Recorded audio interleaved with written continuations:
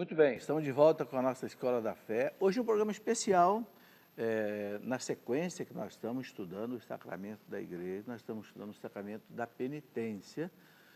No programa que vem voltaremos falando dele. Entende? A Escola da Fé é assim, uma vez por mês, mais ou menos, vocês sabem, traz aqui uma entrevista especial, mas depois continuamos a matéria da escola, né, sistematicamente. Antes de continuar a conversa aqui com os dois professores, Juvenal e Maria Cecília, eu quero mostrar mais alguns livros que nos ajudam na espiritualidade. Gosto muito desse livro, A Arte de Aproveitar as Próprias Falhas, baseada nos ensinamentos de São Francisco de Sales, doutor da Igreja.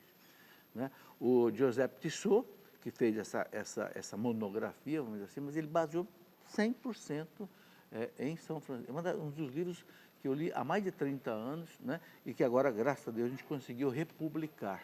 Né? É um outro livro que eu gosto muito, de um autor muito bom, o padre Francisco Fausto, um padre espanhol que está no Brasil há 50 anos, ele tem hoje 83 anos. O padre Francisco Fausto escreveu vários livros, né? Tem aqui uma fotografiazinha dele, vou pedir para mostrarem aí. Ele escreveu esse, Tornar a Vida Amável, né? E esse outro que eu estou mostrando aqui, Para Estar com Deus. Para estar com Deus, a intimidade com Deus, familiaridade com Deus. Sem isso não existe cristianismo. Sem uma comunhão com Deus, uma afinidade com Deus, né? E o padre Francisco Fausto, um formador que ele é de jovens, de casais, de seminaristas, coloca isso com muita assim, profundidade. Viver o Evangelho no dia a dia, outra carmelita, Santa Teresinha do Menino Jesus, um livro antigo, reeditado, para você ter uma página por dia, um pensamento, um estudo de Santa Teresinha do Menino Jesus. O Mistério de Nossa Conformidade com Cristo, um livro antigo, espiritualidade profunda, né? Como a gente ter o rosto de Cristo. Aquilo que São Paulo diz, né? Lá em Romanos 8, 29, né? Deus nos predestinou para sermos conforme a imagem do seu Filho.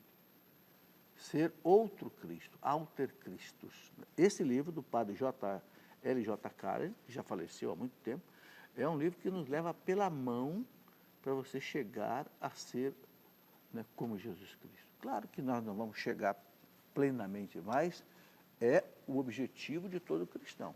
A santidade, ter o rosto de Cristo. E tem muitas outras coisas, né? 100 mensagens para a alma, isso foi eu que escrevi de meditação. O Breviário da Confiança, também é um livro que tem mais de 100 anos. Uma beleza, uma beleza. Para quem sofre, para quem quer encontrar o valor do sofrimento. Como a Edith Stein diz, o sentido a ciência da cruz, né? Muito bem, mas vamos continuar aqui a nossa conversa, que nós temos muita coisa para conversar. Ô Cecília, eu queria colocar para você a seguinte pergunta. Nós já estamos conversando da importância da obra da Edith Stein para a igreja, mas vamos desdobrar isso no seguinte ponto. Que tipo de espiritualidade a Edith Stein recomenda para esse nosso mundo moderno? Eu acho que um bom documento para a gente ler, para entender um pouquinho essa espiritualidade, é a homilia que o João Paulo II fez por ocasião da canonização da Santa Edith Stein, né? Então, isso é uma sugestão também, que dá para entrar pela internet. A gente... Está no site do Vaticano. Está no site, né? Do Vaticano, É só, você tem alguma indicação, como é que a pessoa pode encontrar? Pode entrar no vatican.va, né? E eu acho que aí só homilia de o Edith Stein. Se colocar na busca lá, Edith Stein, homilia de do canonização, João Paulo II já entra. Realmente, né? essa homilia que ali o Papa faz um raio-x da... Com certeza. Então, a espiritualidade, eu acho que, de certa forma, conclui tudo aquilo que nós falamos, né? Uma espiritualidade que tem que ser autêntica, em primeira pessoa sempre, né? Edith Stein era muito interessante nisso, em que ela dizia, o encontro tem que ser um encontro pessoal, né? Meu com Deus. Esse encontro se dá no interior da pessoa, né? É importante, sim, a vivência na comunidade, é essencial a vivência da comunidade, mas ela não substitui o encontro pessoal com Deus, com Cristo. Então, a importância de cultivar essa vida interior, Edith Stein diz que, cultivando essa vida interior, o homem vai se conhecendo, vai se tornando cada vez mais humano, vai se tornando cada vez mais livre, vai conseguindo tomar decisões cada vez com mais liberdade e chegando-se mais próximo de Deus, né? Então, é interessante que isso se adapta ao mundo de hoje, que, de certa forma, tem este lado do individualismo, né? Então, Edith Stein fala, é importante essa relação individual com Deus, mas sem esquecer, né, a relação da comunidade. Então, é o equilíbrio entre a espiritualidade pessoal, né, e a vivência disso na comunidade e a transformar, né, essa vivência pessoal, passá-la em todas as dimensões da sua vida comunitária, né, individual e comunitária. Então, acho que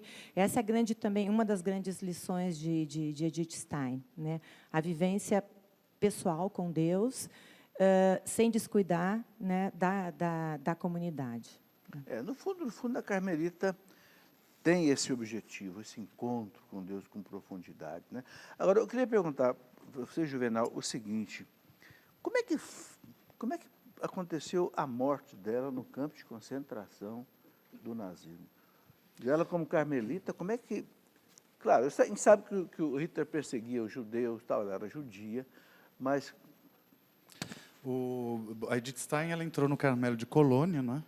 Que é na Alemanha, mas quando as perseguições ficaram um pouco mais acirradas, inclusive há documentos de que ela foi avisada de que seria bom, porque tudo indica que havia alguém que entrou, que subiu no sistema nazista e que tinha uma certa simpatia, talvez até uma paixão por ela, e que tentou avisá-la de que Colônia não era um lugar seguro. E então ela consegue mudar-se com a irmã para o Carmelo de Echt, na Holanda. E lá ela ainda vive um bom tempo, onde ela escreve, por exemplo, A Ciência da Cruz, uma parte do Ser Finito, Ser Eterno. Porém, acontece um fato bastante sério, que é o seguinte: os bispos holandeses fizeram uma carta aos católicos, que foi lida nas missas de um determinado domingo, condenando a prática nazista. Essa é a história mais conhecida, né? Então, Hitler, para reprimir essa manifestação, essa ousadia dos bispos católicos, determinou que não só os judeus fossem deportados, mas também judeus convertidos ao cristianismo. E então a polícia nazista sabia que havia uma monja que era judia, e com a irmã, que era judia, em princípio não convertida, alguns dizem, outros acham que ela se converteu também, que era a Rosa, que de todo modo era a porteira do mosteiro. Então, sabendo disso, levaram as duas para um primeiro campo de concentração. Aliás, O Hitler já tinha domínio da Holanda? Já. Nesse momento, sim. E, aliás, elas tinham até conseguido a transferência para o Carmelo de Paquier, na Suíça, mas no caminho, na verdade, não no caminho, antes delas começarem, elas foram, então, presas, né? Uns dizem que elas foram presas dentro do mosteiro, alguns biógrafos acham que não, mas isso é detalhe, né? Difícil de julgar. Provavelmente foi no mosteiro mesmo, antes delas começarem a viagem para a Suíça. Então elas são levadas para um primeiro campo de concentração, onde talvez elas tenham encontrado, talvez não, porque isso é citado na obra da Et Ilesum, que diz: eu vi a famosa doutora Stein, né, entrando no campo de concentração. Mas elas ficam 2 ou 3 dias nesse primeiro campo de concentração e são mandadas para Auschwitz. E aí tudo indica que 2 dias depois elas já foram assassinadas. Mortas, né? Uma outra pergunta que eu gostaria de colocar: o que Edith Stein recomenda, assim, para a igreja hoje, para que o reino de Deus se estabeleça nesse nosso mundo? Qual é a visão que ela tinha disso? Quer dizer, ela, com toda a intelectualidade dela e ao mesmo tempo com a fé, né, certamente ali no Carmelo, e diante também dessa situação toda que ela viveu do nazismo, né, como é que ela elabora essa... Professora, ela diz várias coisas sobre o mistério da igreja. Em alguns pontos, ela é até bastante avançada para a época, né? Mas ela se baseia sobretudo em Santo Agostinho, em Santo Tomás. Ela tem uma concepção, para resumir numa palavra, ela tem uma concepção eucarística da igreja. A igreja é uma instituição no coração do mundo, que rende graças a Deus no mundo. E o testemunho da igreja é render graças a Deus. A gente poderia dizer, mas a missão da igreja não é transformar o mundo? Jesus confiou isso à igreja. Mas não é fazendo um projeto de mundo. O que a igreja tem que testemunhar, segundo Edith Stein, é que ela é agradecida a Deus. Por que ela é agradecida? Porque ela vê o que Deus faz na vida dela, da igreja.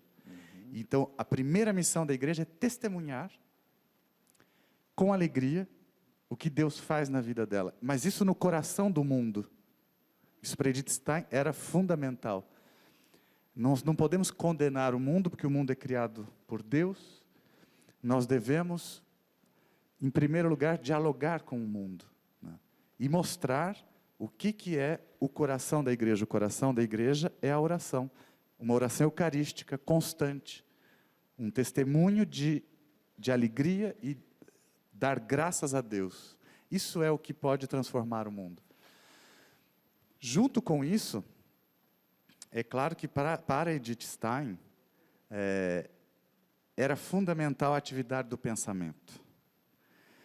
Mas, para não ficar só, como dizem os adolescentes, num papo muito cabeça, parecer que Edith Stein é só para filósofo e teólogo, né? Para não dar essa impressão, eu gostaria de lembrar, Edith Stein foi uma mulher muito afetuosa, cheia de dúvidas, desde o início. Dizem que ela era uma menina bastante elevada, meio mandona, muito educada, mas muito, como é que a gente diz, espirituosa, muito tinhosa. Ela insistia, teimosa.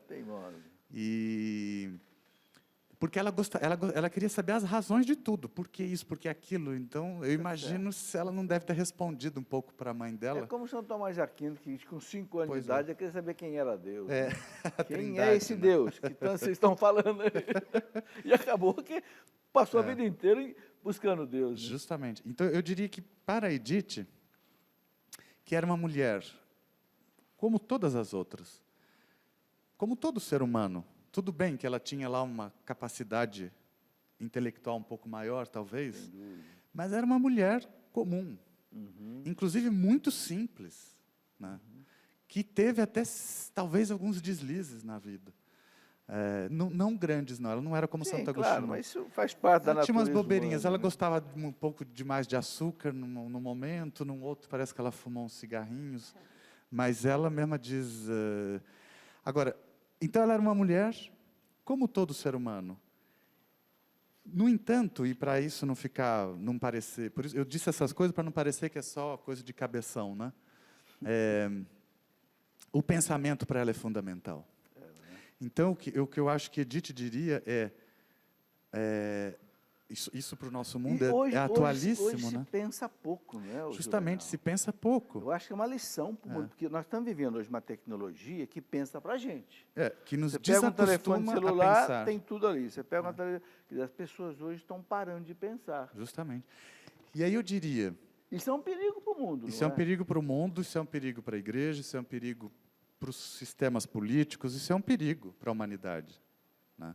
Nós somos acostumados porque se a gente não pensa, ver os muita outros imagem. Pensam pela gente, é isso? Outros pensam pela gente, nós engolimos ideias goela abaixo. Né?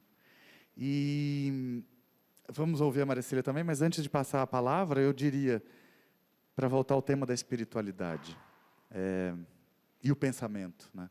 Edith Stein diria, espiritualidade é o cultivo do espírito. O espírito é a nossa capacidade de pensar.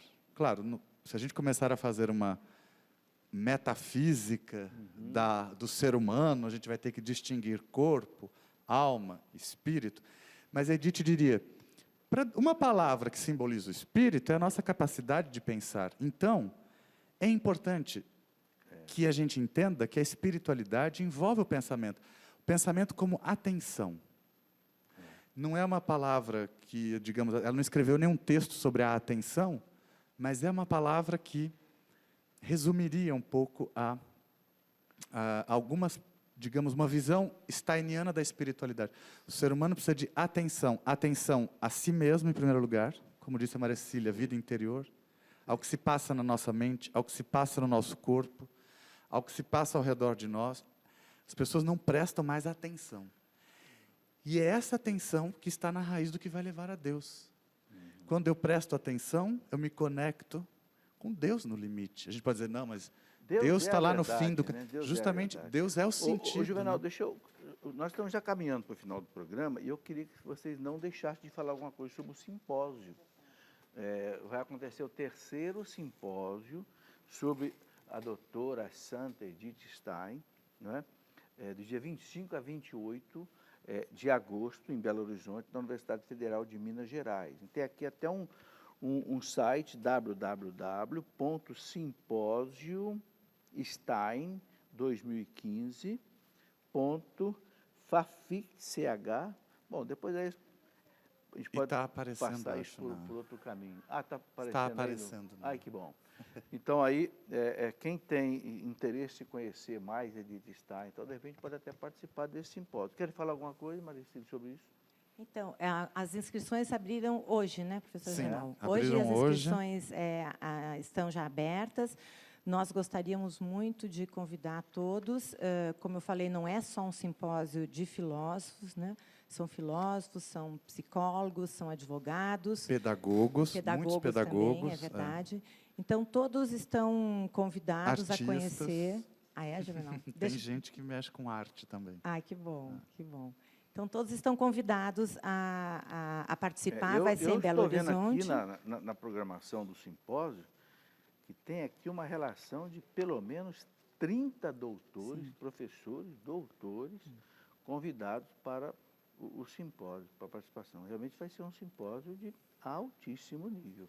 E, ao mesmo tempo, aberto a pessoas também sem muita formação, professor, porque há momentos do simpósio em que é possível encontrar uma palestra, uma mesa redonda, sim, que feita, por exemplo, por estudantes, sei.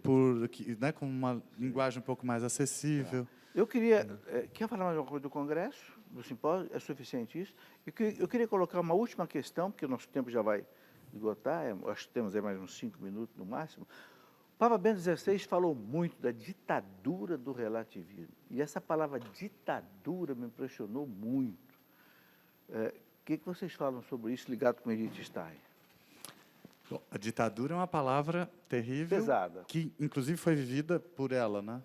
Na verdade, a filósofa também alemã Hannah Arendt usava a palavra totalitarismo, né? Ela criou, até não é a minha especialidade, mas se não me falha a memória, a Hannah Arendt criou o termo, ou deu ao termo totalitarismo o sentido específico de governos que se arrogam o papel de decididores de todos os aspectos da vida humana.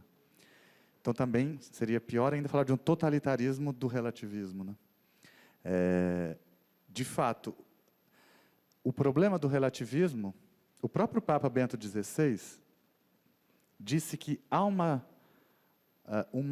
algo que pode ser entendido no relativismo. É uma tentativa de destruir a verdade. Sim. Há algo... E aí você destrói Deus. Sem dúvida. Deus é a verdade. Sem né? dúvida. Nós podemos entender, e isso é uma coisa que Edith Stein faria, o que leva alguém a se tornar relativista? Ou seja, dizer que tudo é relativo, que não existe a verdade.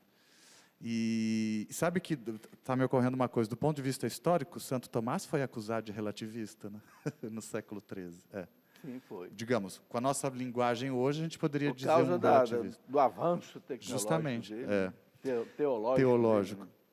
Mas Edith Stein diria, o que torna alguém relativista? E é a partir dessa tentativa de compreensão que ela instalaria um diálogo. E ela não abriria mão da verdade, não só porque ela teve uma conversão religiosa, porque ela foi tocada por Deus, então ela sabe, né, mais do que refletir, ela tem certeza do que é a verdade. Mas ela tentaria dialogar com a cultura, mostrando as incoerências de dizer que não há uma verdade. Claro, aqui nós não teremos tempo de desenvolver isso, mas alguém que diz a verdade não existe e que quer que os outros acreditem nisso, toma isso como uma verdade, né?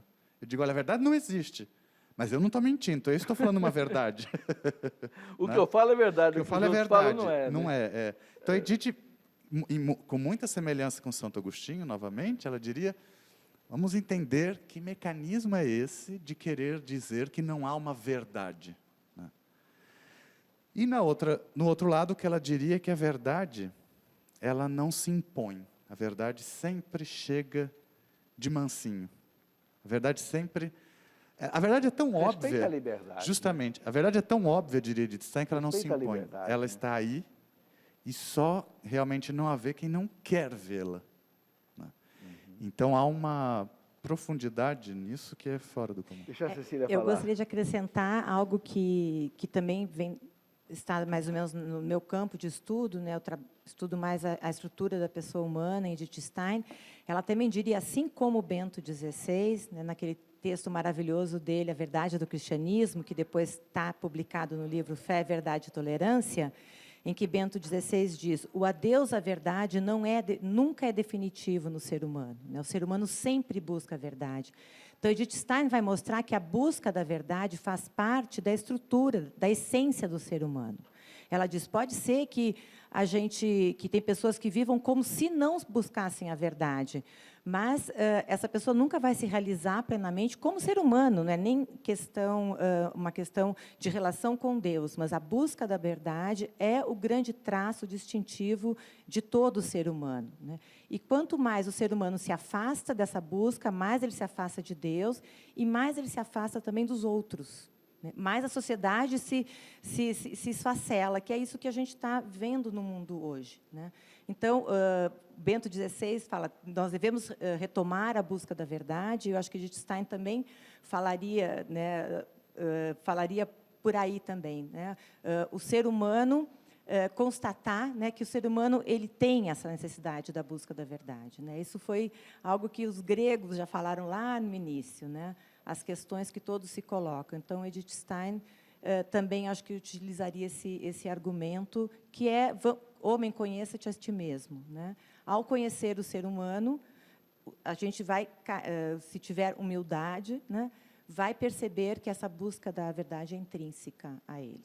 Sempre foi. Beleza. Bom, eu queria deixar vocês à vontade agora, nesse finalzinho de programa que nós estamos, para vocês colocarem o que vocês acharem mais importante que não foi colocado até agora. Não sei se até alguns dados de vocês, de e-mail, que vocês possam querer colocar à disposição, para quem quiser mandar alguma pergunta para vocês. Começa por você, fique à vontade. O meu contato, o senhor... Se você quiser, se achar importante. Não, para falar todas as letras é meio complicado, que eu diria que no site da Universidade Federal de São Paulo, Campus Guarulhos, Okay. As pessoas encontram o meu contato, tem o e-mail, tem o currículo lá. Ok, professor Juvenal Savian, S-A-V-I-A-N, tá? Isso. Aí você vai encontrar professor do Departamento de Filosofia, Departamento de Filosofia. da Universidade Federal de São Paulo. Isso. E a professora Maria Cecília, professora de Filosofia do Seminário Maria Mater Ecclesiae, em São Paulo, em Itapecerica da Serra. Okay? Eu tenho, além... Por causa dos alunos que são de várias partes do Brasil e que depois a gente fica com saudade, quer manter contato, eles me pediram e eu fiz uma página no Facebook, uma fanpage que chama-se Filosofia Comentada. Filosofia Comentada. Isso. E, por um tempo, eu postei sobre fenomenologia da religião e filosofia da religião, que é a matéria que eu dou. E eu pretendo, a partir, especialmente por causa do simpósio, agora postar e trabalhar com Edith Stein.